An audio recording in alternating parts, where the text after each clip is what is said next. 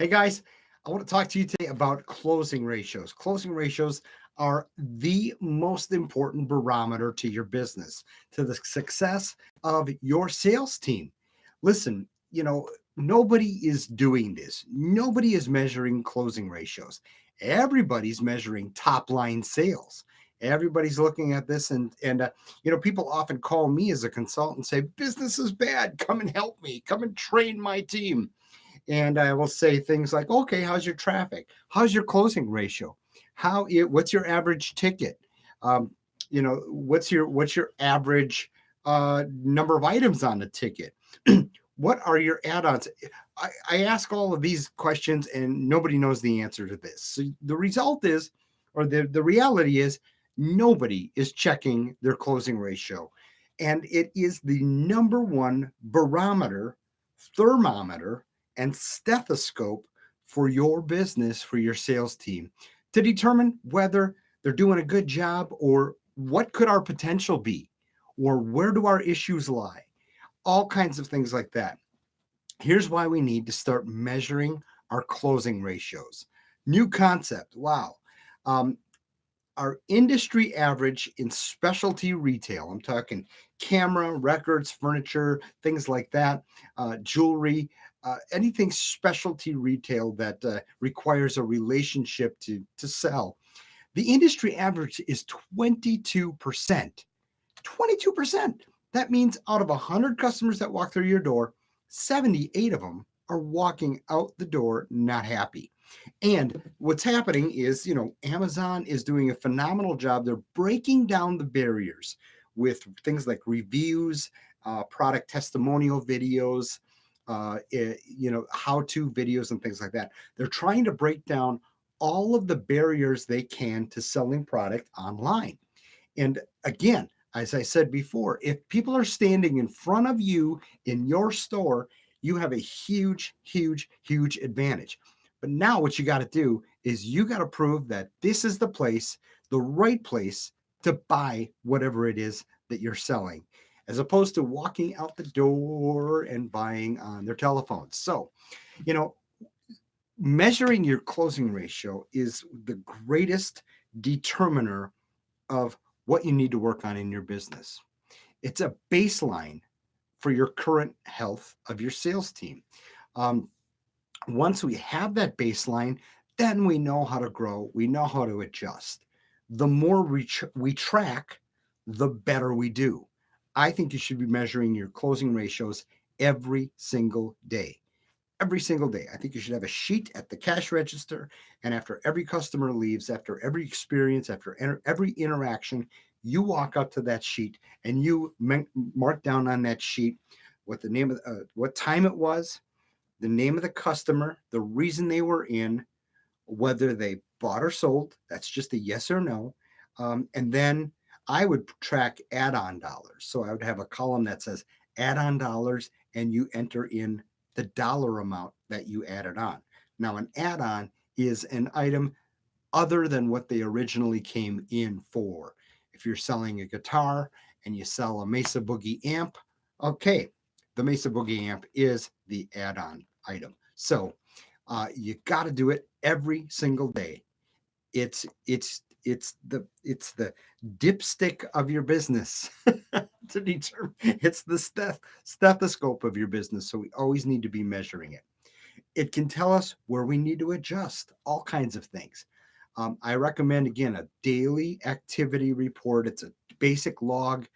You can build it in Excel. You can build it in a table in Word, for crying out loud. It's so easy. But you should have a sheet every single day. And at the bottom of that sheet, you divide the number of yeses by the number of no's, or you figure out the closing ratio. How many sales did we close?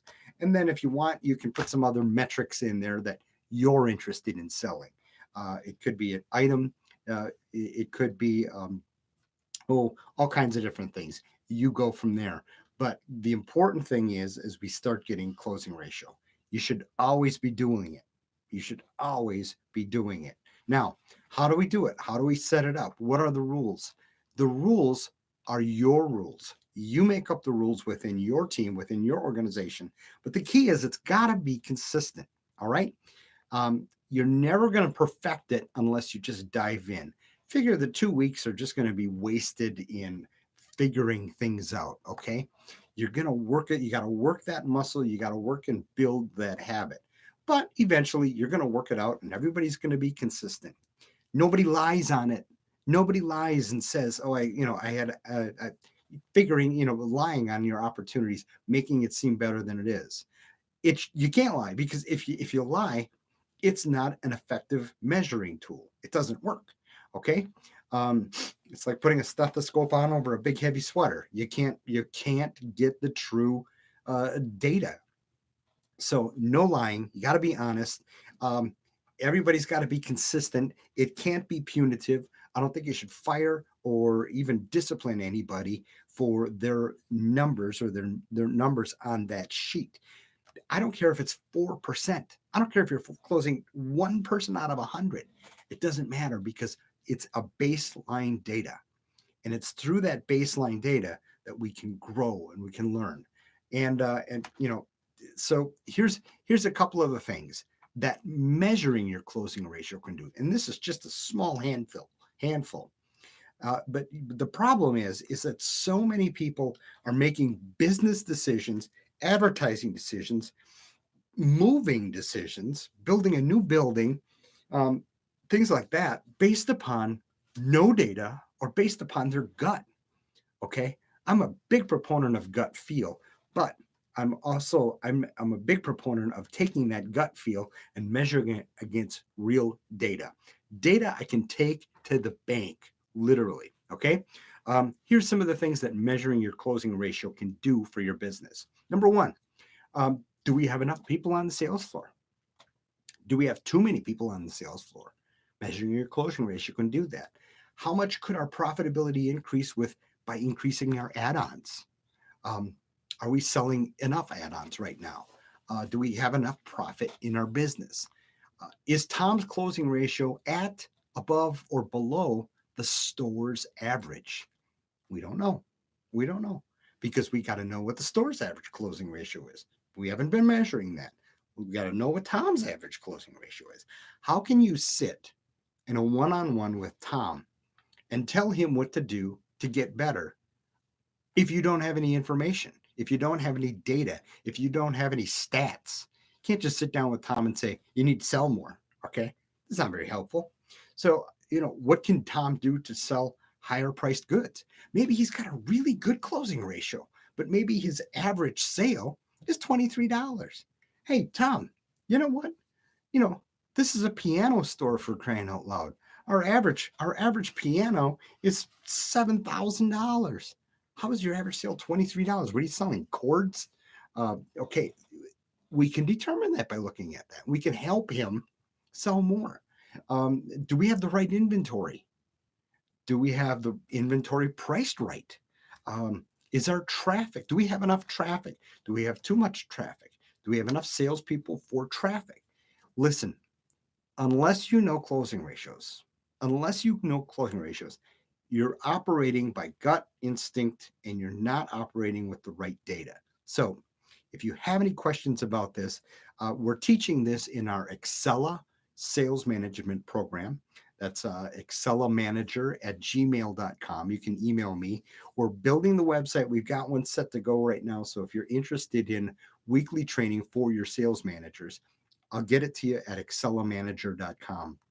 Right now, it's just a basic website with a password. You won't be able to get in.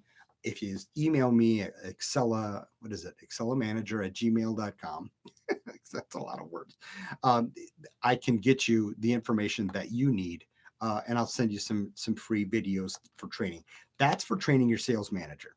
We are also starting very, very soon an Excella sales training course. So this is for anybody in specialty retail. If you know anybody in retail that needs help with their sales team, selling, increasing their numbers, get them in front of me, get them in touch with me. Right now, it's jewelry store training. We've got a program at jewelrystoretraining.com, and that is for jewelry sales teams. But all we're doing is taking and expanding that onto specialty retail. And I love starting with the jewelry because jewelry is one of these elements that takes a lot of education. And my thought is if you can sell jewelry, the emotion and passion of jewelry, I think you can sell stoves and furniture and cameras and PV guitars, or not PV guitars, Fender guitars. So anyway, get with me. If you need to email me, Jim at jewelrystoretraining.com or excellamanager@gmail.com, and we will get you going. And I got to tell you right now, I don't care if you do it well, if you do it poorly, it doesn't matter. You just need to get started measuring your closing ratios today.